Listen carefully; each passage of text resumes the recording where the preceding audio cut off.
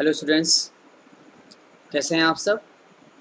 Hope आप सब अच्छे होंगे और अपने घर पे ही होंगे, अच्छे से पढ़ाई कर रहे होंगे। चलिए बच्चों, आज की क्लास में हम लोग आपको सिखाएंगे कुछ नए टॉपिक्स और कुछ नए क्वेश्चंस भी कराएंगे, कुछ नए इंपॉर्टेंट्स एमसीक्यू कराएंगे। आज हम लोग अकाउंटेंसी की टेस्ट सीरीज 4 सॉल्व करेंगे, ठीक है ना। तो आप लोग टेस्ट सीरीज 4 सॉल्व कर चुके होंगे, आप मिला लीजिए, अगर नहीं किए तो मेरे साथ साथ कर लीजिए आप लोग, ठीक है। चलिए आज हम लोग करते हैं स्टार्ट। टेस्ट सीरीज 4 हम लोग सॉल्व करेंगे, ठीक है। चलिए तो कौन कौन आ गया हमारे साथ, फटाफट आइए, फटाफट सब बच्चे जुड़ जाइए हमसे। मैं लाइव हूँ, मैं लाइव साथ आपके साथ कवर कर रहा हूँ। हाँ तो कई बच्चे आ चुके हैं। चलिए स्टार्ट करते हैं, धीरे धीरे लोग जुड़ते रहेंगे, हम लोग स्टार्ट करते हैं, ठीक है। चलिए तो आपके सामने पहला क्वेश्चन है, under single system only dash dash accounts are maintain. तो सिंगल सिस्टम में कौन से अकाउंट, कैसे अकाउंट मेंटेन किए जाते हैं, बताइए। ओनली लिखा हो, कौन से अकाउंट मेंटेन किए जाते हैं। चलिए आपको पता है ना कि मैं आपके साथ साथ करा भी रहा हूँ, और आप जितने भी आप लोग की क्वेरी है या जो भी आपके ऑप्शन आप सॉल्व कर रहे हैं, आप हमको अगर चैट के बॉक्स के थ्रू अगर आप हमको मैसेज कर रहे हैं तो उसका हम आंसर भी आपको रिप्लाई साथ साथ भी कर रहे हैं, ठीक है ना। तो आप फटाफट आप रिप्लाई करते रहिए, हमको आप मैसेज करते रहिए, जवाब देते रहिए, और उसका आंसर भी आप पाते रहिए, यहाँ पाइए हमारे साथ साथ, और हम आपको वहाँ भी करते हैं, ठीक है ना। तो टाइम वेस्ट ना करते हुए चलिए बताइए, पहला आंसर क्या होना चाहिए सर। पर्सनल, इम्पर्सनल, रियल और नॉमिनल। बेटा सिंगल इंट्री सिस्टम में हम कौन सा अकाउंट मेंटेन करते हैं। कई बच्चों का आंसर अभी अभी धीरे धीरे आ रहा है, बताइए फटाफट कौन सा मेंटेन करते हैं हम लोग आंसर। कौन देख रहे हैं हम, बच्चों का आंसर आ रहा है। तो देखिए बच्चों, इसमें आंसर क्या होगा आपका, सही क्या होगा, आपको पता है कि सही आंसर क्या होगा आपका इसमें बच्चों। तो हाँ काफ़ी आंसर आ रहा है। तो बेटा सिंगल इंट्री सिस्टम में हम लोग जो भी मेंटेन करते हैं तो सिर्फ और सिर्फ पर्सनल अकाउंट ही क्या होता है, सिंगल इंट्री में मेंटेन किया जाता है। इसका मतलब इसका ऑप्शन ए सही है। Impersonal, real, nominal account maintain सब नहीं करते हैं, only and only personal account ही क्या होता है, सिंगल इंट्री में मेंटेन किया जाता है। सिंगल इंट्री आपने देखा होगा, ठीक है। किसी ने कैश का मेंटेन कर लिया, डेटर्स मेंटेन, क्रेडिटर्स मेंटेन कर लिया, बस। चलिए थोड़ा और आगे बढ़ते हैं अब। सर थोड़ा सा इसको जूम कर दीजिए। अच्छा बेटा, देखने में प्रॉब्लम हो रही है, नेटवर्क प्रॉब्लम। अच्छा अच्छा, क्लियर नहीं आ रही है, थोड़ा छोटा दिख रहा है आप लोग कुछ बच्चों को। चलिए इसको थोड़ा हम जूम कर देते हैं, ताकि इसको कुछ बच्चे मोबाइल से ही देख रहे होंगे तो उनको नहीं दिख रहा होगा, थोड़ा इसको हम जूम कर, ठीक है। तो आपकी रिक्वेस्ट पर हमने इसको थोड़ा जूम कर दिया है, ठीक है। तो उम्मीद है अब तो आपको दिख ही रहा होगा। हाँ सर, कुछ ज़्यादा ही जूम हो गया, आराम से दिख रहा है अब तो। चलिए तो हमने क्वेश्चन था हमारा, under single system only personal account are maintain, ठीक है बेटा। चलिए थोड़ा और आगे बढ़ जाते हैं, अब आगे बढ़ते हैं। सेकंड क्वेश्चन कहता है हमसे कि loss of goods by fire should be credited to. अगर लॉस बाय फायर हुआ है तो लॉस बाय फायर क्रेडिट किसमें होगा, सेल्स अकाउंट में, परचेज अकाउंट में, लॉस ऑफ गुड्स अकाउंट्स में, लॉस फायर या फिर कैपिटल लॉस अकाउंट में होगा। चलिए भाई बताइए फटाफट किसमें होगा।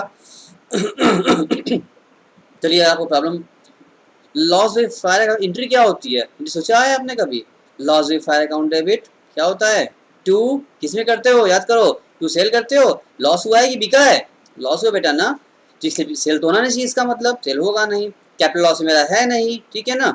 और loss of goods by fire तो हम डेबिट करते हैं, ये हमसे पूछ रहा है क्रेडिटेड टू, ध्यान रहे हमसे क्या पूछा है, ये पूछा क्रेडिटेड तो हम डेबिट करते हैं इसको, क्या होती है loss with fire account debit to purchase. हाँ बेटा बहुत सा, हाँ हाँ हाँ हाँ हाँ बहुत ठीक ठीक ठीक, बहुत जवाब सही आया, बहुत गलत भी आया, तो मैक्सिमम जवाब सही आया था। इसका क्या होता है, ये कहाँ जाएगा, लॉसिफायर को परचेज करते हैं।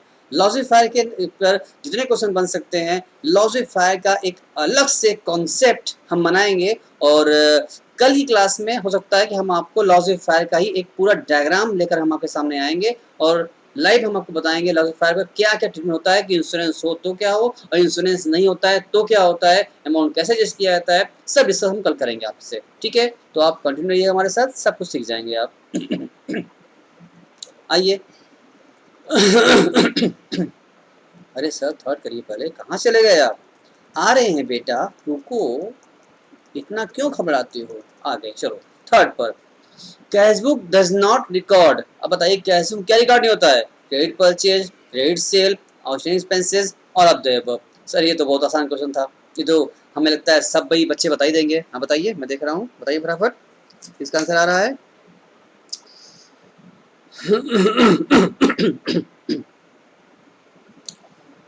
देखो लो बहुत से बोल रहे हैं सर आउटस्टैंडिंग क्रेडिट, अरे नालायको इतना आसान क्वेश्चन नहीं कर पा रहे हो, बहुत लोग एक क्रेडिट परचेज बोल रहे हैं, अरे बहुत मार खाओगे तुम लोग मेरे हाथों से, इतना आसान नहीं कर पा रहे हो। इसीलिए एग्जाम में इतना आसान सा क्वेश्चन पूछता है एग्जाम में, और बहुत से बच्चे छट जाते हैं, नहीं कर पाते हैं, बहुत लंबा लंबा बड़ा बड़ा पढ़ाई करके आते हैं, बट ऐसे छोटे से क्वेश्चन नहीं कर पाते हैं। बी अलर्ट, पूछा है कैश बुक में, बेटा कैश बुक है तो सिर्फ और सिर्फ कैश बुक में कैश ट्रांजेक्शन ही ना रिकॉर्ड होगा। नाम क्या है? Cash book. क्रेडिट परचेज उधार नहीं होगा, ये ना संग्रह हो गया। क्रेडिट सेल उधार नहीं होगा, सिर्फ कैश परचेज कैश से जाता होगा। आउटस्टैंडिंग मतलब बकाया है, अभी पेमेंट हुआ, कैश ट्रांजेक्शन हुआ ही नहीं, तो ये भी नहीं होगा। तो हुआ क्या? All of the above. हाँ sir all of the above सही हो गया। कैसे हुआ?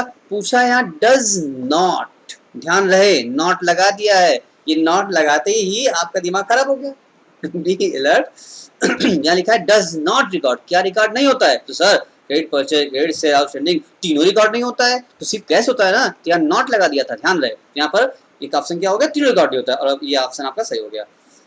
चलिए आगे बढ़ते हैं। चौथा, single entry system single entry system of the accounting shows, accounting का सिंगल सिस्टम क्या शो करता है? क्या बताइए फटाफट। Only 3 types of accounts, financial position of the business, only 1 aspect of the transaction, या essential of unscientific system of accounting. बताइए फटाफट किसका सही है आंसर आ रहा है फोर्थ का। हाँ फटाफट बताइए, जल्दी बताइए। हाँ तो आप जैसा इसके नाम से ही क्लियर है कि सिंगल एंट्री, इसका मतलब कि वन साइड है। सिंगल एंट्री मतलब क्या है?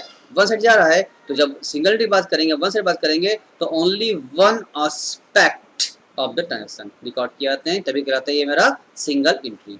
ठीक है, चलिए सर आगे बढ़ते हैं, अगला क्वेश्चन करते हैं हम लोग। क्वेश्चन 5 क्या कर रहा है? A brief case purchased for rupees 300 for the son of a partner was debited to the expenses, debited to the trade expenses। अच्छा अकाउंट विथ एक मिनट, कहाँ जा रहा है क्वेश्चन सर? यहीं रखिए क्वेश्चन को। हाँ देखो बेटा, ये कह रहे हैं अब ब्रीफ केस इन्होंने परचेज किया था 300 रुपए का, for the son of partner, partner के बच्चे के लिए, was debited to trade expenses account with the rupees 30। अच्छा, और drawing account should be debited in the rectified inter with। अब देखो यहाँ पर क्वेश्चन आ गया आपका रेक्टिफिकेशन ऑफ ईयर्स की, तो रेक्टिफिकेशन ऑफ ईयर आपने किया होगा, अगर चैप्टर आपने कवर नहीं भी किया है तो हमारे लास्ट क्लासेस में हमने कराया था, इस पर एक वीडियो बनाया था, उसको देख लीजिएगा, आपको मिल जाएगा। अदरवाइज अगर आप कहेंगे तो एक बार फिर से मैं लाइव भी आपको रेक्टिफिकेशन ऑफ ईयर समझा दूंगा, पूरा बता भी दूंगा। बहुत आसान चैप्टर है, और ध्यान रहे रेक्टिफिकेशन चैप्टर से क्वेश्चन जरूर आता है, बहुत पूछे जाते हैं, हर बार आता है। तो इसको बता दें आपको।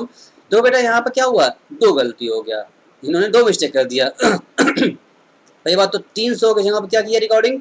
30 की रिकॉर्डिंग हुई है, फर्स्ट थिंग। सेकेंड थिंग, ये कह रहे हैं कि 300 रुपए for the son of partner, तो पार्टनर ने बेटे के लिए किया था, कि पर्सनल घर खर्चा है, इसको ड्राइंग माना जाएगा, was debit to the drawing में डेबिट होना चाहिए था, ठीक है ना, टू, और डेबिट किस में कर दिए? ट्रेड एक्सपेंस में कर दिए, 30 रुपए से कर दिए। बात समझ में आ रही है? इसका मतलब आप मेरे साथ साथ यहीं पर देखिए, हम बनाने की कोशिश करते हैं। भाई देखो इन्होंने ट्रेड एक्सपेंस में डेबिट कर रखा है, ठीक है ना। तो ट्रेड एक्सपेंस में डेबिट कर दिया है कितने से? 30 रुपए से, ठीक है। हमसे पूछा क्या जा रहा है? Drawings account should be debited in the rectified, तो ड्राइंग डेबिट कितने से करना होगा? सर सिंपल सी बात है, जितना ड्राइंग किया होगा ड्राइंग्स के अकाउंट में तो उतना ही डेबिट ना होगा जितना ड्राइंग किया होगा, और ड्राइंग उन्होंने कितना किया था?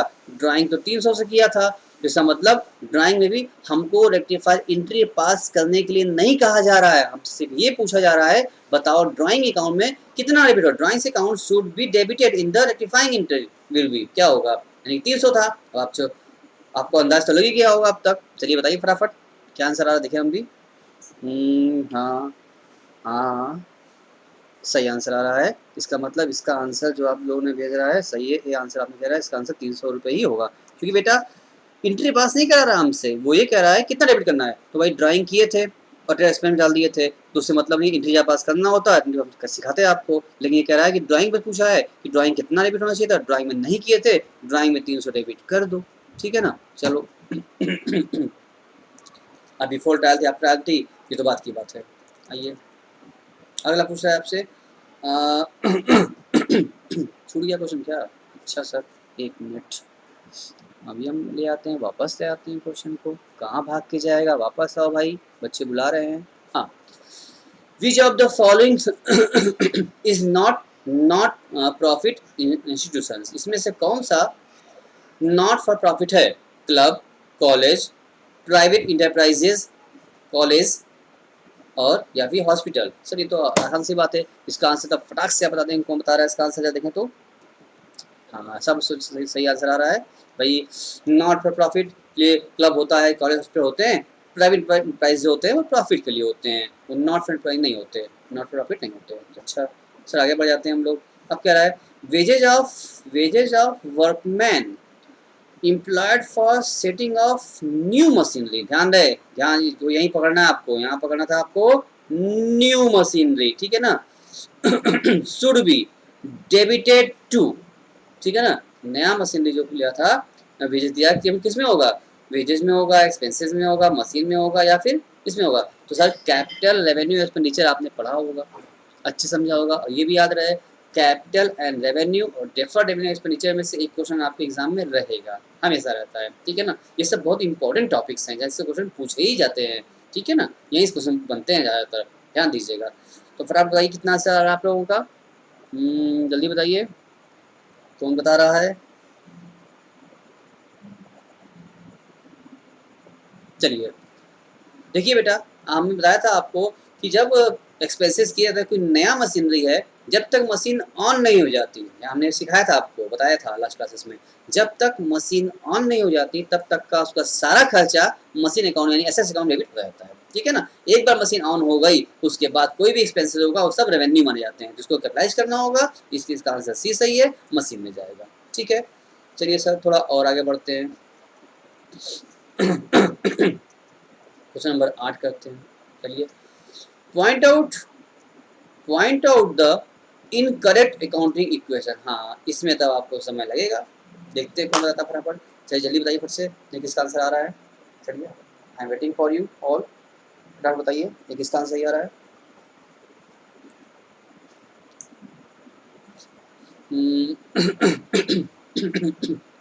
Assets equal to liability plus capital, अच्छा एसेट्स इक्वल टू क्या होता है, कैपिटल प्लस लायबिलिटीज, अच्छा liability equal to assets plus capital, अच्छा यानी एसेट कैपिटल जोड़ दिया गया है, और कैपिटल एसेट्स माइनस लायबिलिटी। अब बताइए कौन सा ऑप्शन सही है इसमें, आप बता रहे हैं, आप फटाफट बताइए, देखिए किसका आंसर सही आ रहा है।